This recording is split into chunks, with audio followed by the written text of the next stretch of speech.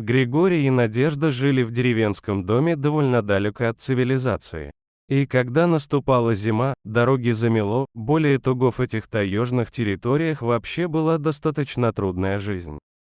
В зиму нужно было заготавливать достаточно большое количество угля, а угля как раз не хватало. Вообще сезон выдался каким-то скудным. У соседа, который жил одиноко, практически не оставалось припасов. Да и у Григория с Надеждой тоже было мало еды. Хотя всегда полки были наполнены разнообразными заготовками. Но засушливый год не принес ничего особенно полезного, и приходилось довольствоваться только мизерным количеством консервов, которые удалось изготовить из небольшого количества выращенных растений, а также полученных в лесу. Для того, чтобы справиться с холодами, Григорий отправился на заработки. Нужно было получить какие-то деньги, чтобы купить топливо для дома.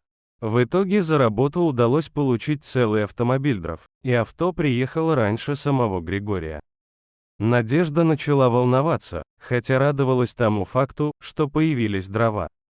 После этого она в один из дней увидела, что пришел и супруг, который обнадежил ее и сказал, что заплатили даже какие-то деньги, и теперь будет возможность нормально прожить. Надежда порадовалась этому факту и стала накрывать на стол. Благодаря запасам получился достаточно хороший обед и возможность вдоволь поесть. Этому радовался и всеобщий любимец по имени Феликс, которого еще щенком пожилая пара взяла к себе и вырастила полностью. Этот щенок появился примерно тогда, когда и лисенок по имени Ася у соседа, за которым Надежда, будучи фельдшером, периодически присматривала.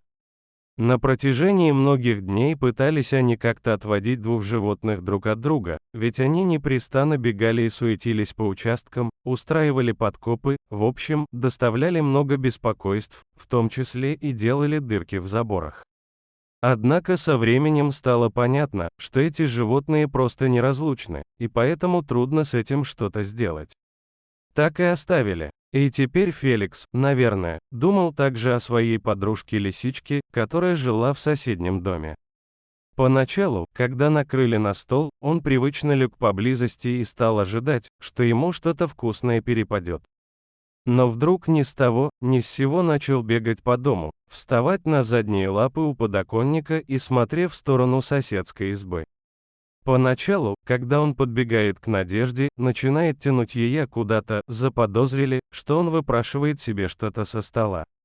Григорий положил большую миску картофеля с мясом, но Феликс даже не притронулся к этой еде.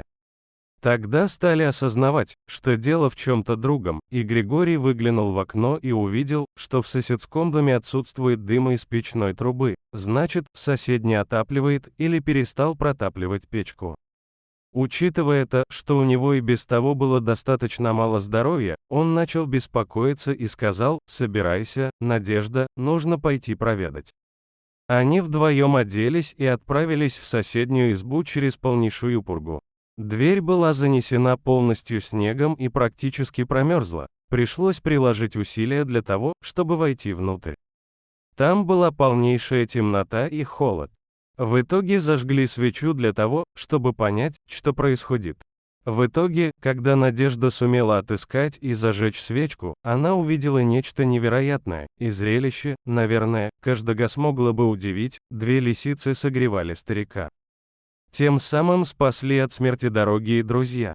Если вам понравилось видео, поставьте лайк, а также подписывайтесь на канал, где найдете еще много интересного.